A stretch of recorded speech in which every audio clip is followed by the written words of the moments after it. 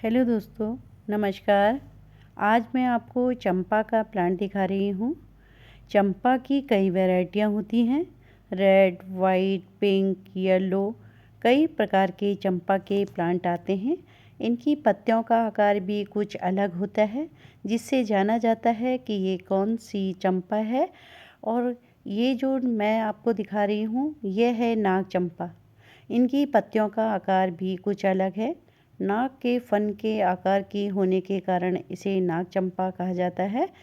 तो आज मैं इस प्लांट की केयर के बारे में आप लोगों से बातें साझा करूंगी कि किस ढंग से मैं अपने पौधे की केयर करती हूँ, जिससे मेरे प्लांट में अधिक से अधिक फ्लावरिंग होती है, और कौन सा फर्टिलाइज़र मैं अपने पौधे को देती हूँ। मैं शांति जोशी, श्यामा गार्डनिंग में आपका स्वागत करती हूँ। और आज जो मैं ये पौधा दिखा रही हूँ, यह है नाग चंपा। देखिए कितना खूबसूरत दिखाई दे रहा है। और ये जो पौधा है, ये देखिए बंच में फ्लावरिंग करता है, और काफ़ी दिनों तक ये फ्लावर इस बंच में बने रहते हैं। जैसे जैसे इसमें फूल खिलते हैं, वैसे वैसे इसमें एक एक करके फूल सूखते हैं। तो सारे फूल एक साथ नहीं सूखते हैं। जैसे ही कोई फूल सूख जाए, आप उनको हटा दें, जिससे कि आपका बंच जैसा था वैसा ही दिखाई देगा, और ये बहुत सुंदर दिखाई देते हैं। 1 से 2 महीने तक ये बंच में बने रहते हैं, जिससे इनकी खूबसूरती और ज़्यादा बढ़ जाती है। और ये काफ़ी हाइट में जाकर फ्लावरिंग करते हैं, टॉप में फ्लावरिंग करते हैं। ये साइड से ब्रांच में फ्लावरिंग नहीं करते हैं, ऊपर टॉप में जाकर फ्लावरिंग करते हैं। मेरे प्लांट की हाइट भी काफ़ी हो गई है, बहुत तेज़ी से ये हाइट ले लेता है एकदम। और काफ़ी हाइट इसने ले ली है, 8 फीट का ये हाइट में चला गया है, और ये बहुत सुंदर दिखाई दे रहा है। मैंने इसे छत पर रखा है। देखिए हाइट, देखिए कितनी ज़्यादा इसकी 8 फीट में पहुंच गया है। और ये फूल हाथ में भी नहीं आ रहे हैं, काफ़ी हाइट इसकी हो गई है। जब हम इस पौधे को लेके आएँ, तो इसके लिए एक बार वेल्डन मिट्टी तैयार करें, जिसमें मैंने अपने पौधे के लिए बनाई है 40% गार्डन सॉयल, 30% सैंड और 30% कंपोस्ट मिलाकर बिल्कुल भुरभुरी और बढ़िया मिट्टी इसके लिए तैयार करी। फंगीसाइड के रूप में मैंने मिलाई इसमें नीम की खली। नीम की खली पौधों के लिए काफ़ी फ़ायदेमंद होती है। नीम की खली आप अवश्य ही मिलाएं। और जहाँ तक हो सके इसे आप कम कंपोस्ट दें, ऑर्गेनिक ही कंपोस्ट दें, और इसे केमिकल फर्टिलाइज़र ना दें। देखिए हाइट इसकी कितनी चली गई है। जहाँ तक पानी की बात करें, पानी भी इस प्लांट को चाहिए, परंतु कम। अधिकांश पौधे पानी की अधिकता से ही मरते हैं। पानी कम होने पर पौधा एकाएक नहीं मरता है। पानी की अधिकता से इसमें फंगस लग जाती है, और ये ऊपर की ओर ग्रोथ न करके नीचे की ओर सड़न पैदा हो जाती है, और इसकी स्टेम खराब होने लगती है। इसकी स्टेम में ही पानी स्टोर होता है, तो इसलिए इसके ज़्यादा पानी की आवश्यकता नहीं होती है। इसकी स्टेम बड़ी लचीली होती है, टाइट होती है एकदम। तो क्योंकि अगर हम इसे ज़ोर से अपनी ओर खींचेंगे तो ये टूट जाती है, बहुत जल्दी टूट जाती हैं, और बहुत सॉफ्ट स्टेम इसकी होती है। तो ये देखिए कितने बंच में इसमें फ्लावरिंग हो रही है, और टॉप में जाकर हो रही है। एक अगर हम स्टेम इसकी कट करें, तो वहाँ से 3 ब्रांच निकल के आती है। तो तीनों में ही फ्लावरिंग होती है। समय समय पर आप अपने पौधे की कटिंग कर सकते हैं। फरवरी से इसका ग्रोथ पीरियड शुरू हो जाता है, और ये नवंबर तक फ्लावरिंग करता है। नवंबर लास्ट तक फ्लावरिंग करता है।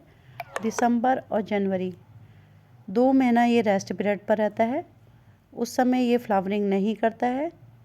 उस समय ये प्लांट की सुप्तावस्था होती है, और उसके बाद फरवरी आते आते फिर से इसकी ग्रोथ शुरू हो जाती है, और ये फ्लावरिंग के लिए तैयार हो जाता है।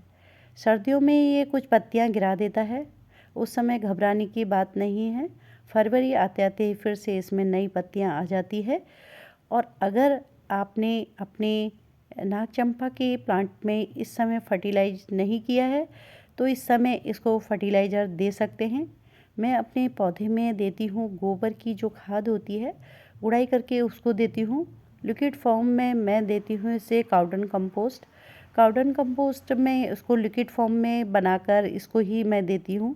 कोई भी इसमें ऐसा केमिकल फर्टिलाइज़र मैंने अपने पौधे में नहीं दिया है, जिससे मेरे प्लांट की ग्रोथ काफ़ी अच्छी होती है। अगर आपने अभी अक्टूबर चल रहा है और अक्टूबर में इस पौधे को आप खाद दें, फर्टिलाइज करें, क्योंकि फिर नवंबर तक ये फ्लावरिंग करेगा।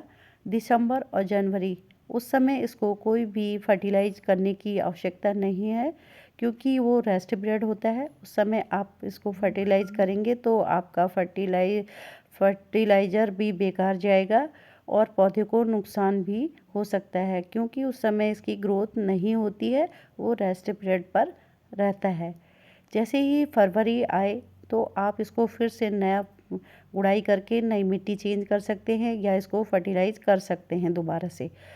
इसे नए फरवरी में इसे फिर से नई खाद दें तो ये बहुत तेज़ी से ग्रोथ करेगा।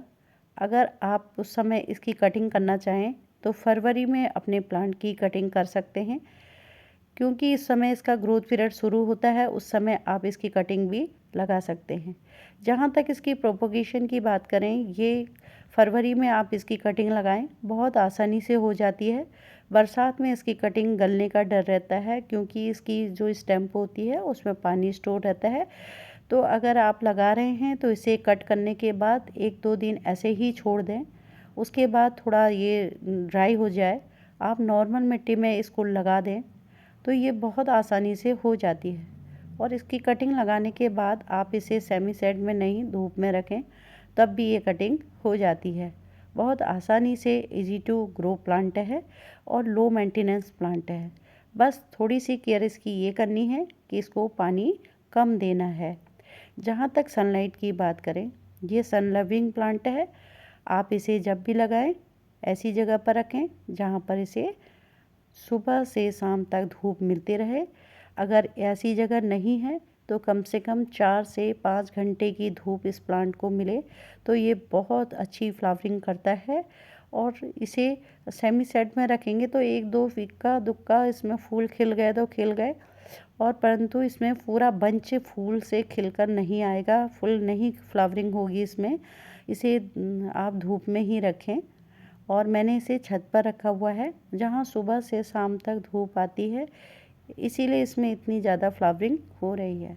समय समय पर आप अपने पौधे की गुड़ाई करते रहें और इसको लिक्विड फर्टिलाइज़र भी आप देते रहें तो ये बहुत अच्छी फ्लावरिंग करता है। मैं केवल इसको गोबर की खाद ही देती हूँ और कोई भी इसमें केमिकल फर्टिलाइज़र नहीं डालती हूँ। पानी इसमें कम डालें, नहीं तो इसमें वाइट रंग की फंगस लग जाती है और आपका पौधा स्टेम गलनी शुरू हो जाती है। देखिए कितना सुंदर दिखाई दे रहा है। Thank you.